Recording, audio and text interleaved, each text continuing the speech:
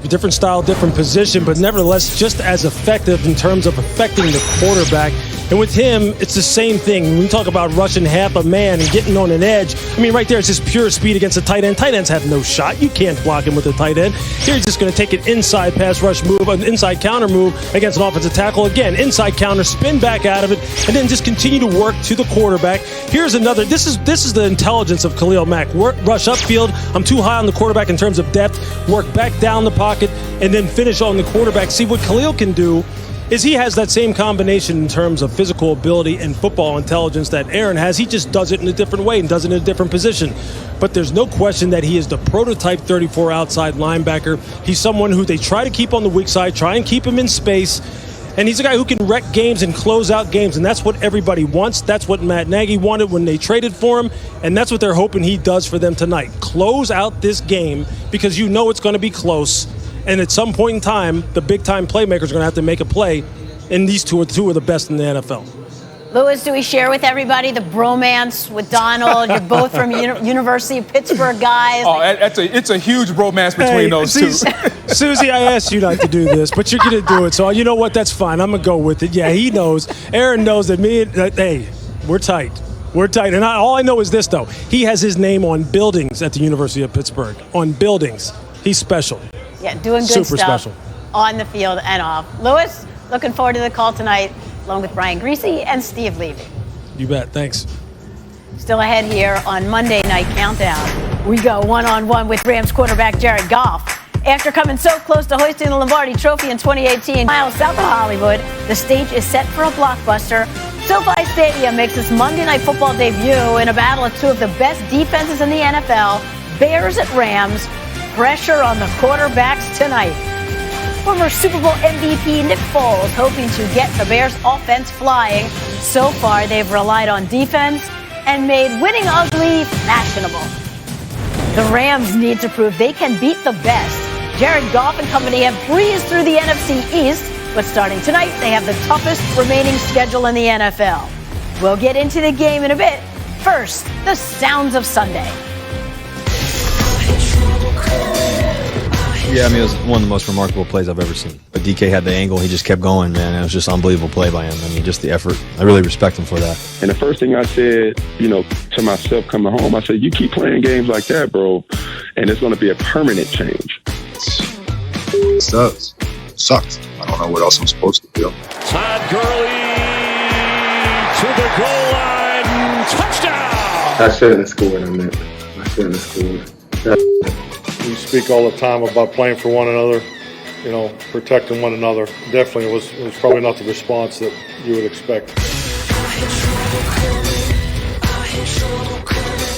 Cowboys lose to Washington 25-3. This has been on so many levels. What concerns you the most? What concerns me about Dallas Cowboys football team, Susie, I don't really think they're a team.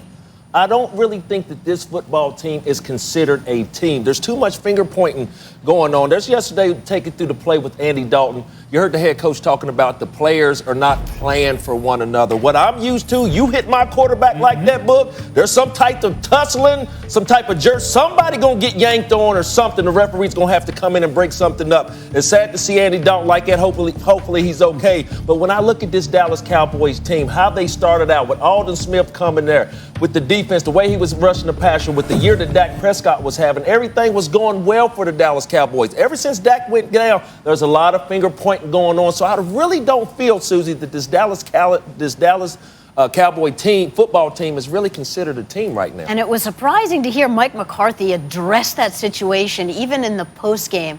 And Steve, and I know you guys, as players, you have expectations that your teammates are going to have your back. For example, take us back to 1994 in the divisional playoffs. Well, you got a glimpse. Now, this is not individually to the players' hearts, but the collective heart. And you get a glimpse at their reaction. In 1994, we were playing the Bears in a playoff game. I go in to score, and I get hit late. And you can see, here's the flashback. And Sean Gale hits me. I'm in the end zone, and Sean Gale hits me late. And watch what happens. Watch the knee-jerk reaction. Not from me, but there look. They come. You don't realize it, but everybody runs over. Everybody. Because there is a collective we. This is not about protecting the quarterback. It's about protecting the collective we. And it goes to the heart of the team, not the heart of the individuals. The Cowboy players individually all have heart. But as a group, they showed themselves to be a team that does not have it collectively. And it goes back to what we talked about when they replaced replaced Jason Garrett with Mike McCarthy.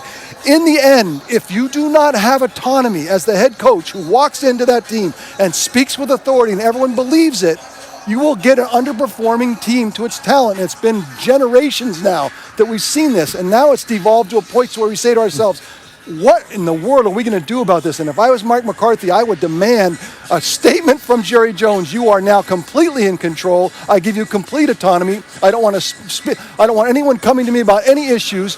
That's the only way he's going to get a handle on this team. He's asking the team when he says after the game, where were you guys? They knocked your quarterback out. Yeah. Where were you? They're not listening to you, Coach. Well, I mean, if that's what you're waiting on in Dallas, Steve, that's never going to happen. I think with Jerry and Stephen Jones, they pride themselves not only on being the ownership of the team, but being the GM and everything out there. No coach is going to come in there and get autonomy. That's the reason why we're in the situation we're in now. Mike McCarthy may have been a good coach in the past, but the job of a coach is to connect with your players. It doesn't matter what kind of coach you are. I played for Tony Dungy. He was not a screamer. Very spiritual man. He connected with us. I played for John Gruden. Rah-rah guy. He connected with his team. So different coaches can connect with players different ways. Mike McCarthy has not connected with this team. They don't connect with him. A lot of finger pointing, a lot of anonymous sources coming out of the locker room. And the play that you spoke of where Andy Dalton gets hit by John Bostic, by the way, that's a dirty play. He should be suspended for a game. Let's say that.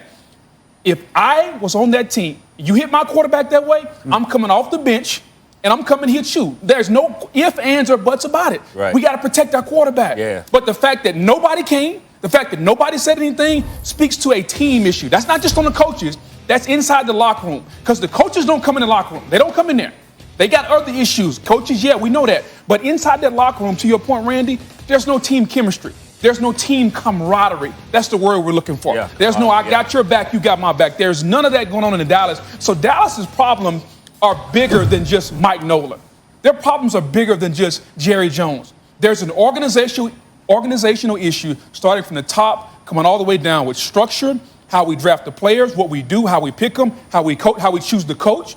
Because Mike McCarthy may have been a good coach, but he's not connecting with that team right now. See, here's the thing. When they go to hire the head coach, you have no problem with Mike McCarthy. I think he's a good football coach. Yeah. But they had the same head coach for 10 years, Jason Garrett, and he was hired from within the system. Mm-hmm. Every couple of years, 2, 3, 4 years in the NFL, most teams are embarking on these extensive head coaching searches where the GMs, the presidents, the executives, they're away for their families for 2 weeks because they're interviewing 9, 10 candidates.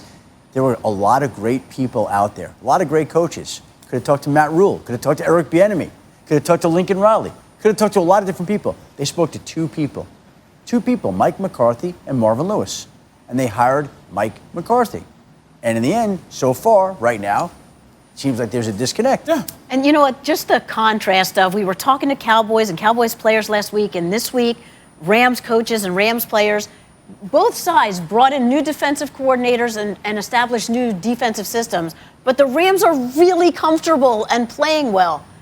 And the Cowboys are not. And you just kind of wonder, like, how things went down, virtually and installing a system and getting to know players and all of that. Well, and I'll say this, and it's come undone the last couple of weeks, which to me goes back to show you how important Dak Prescott is and was, how much glue he was to that franchise. If he didn't get hurt in that game, would they have lost last week at home to Arizona? I'll bet not. Would they have lost yesterday to Washington? I'll bet not. Would we be having these conversations? I'll bet not. So there's the value of Dak right there. Okay, all right. Let's dive into tonight's game and the showcase of dominant defenders. 3-time All-Pro linebacker Khali Mack and 5-time All-Pro defensive tackle Aaron Donald. Together, they've won 3 of the last 4 Defensive Player of the Year awards. On the field, I'm just a whole different person, turned into a monster. You have to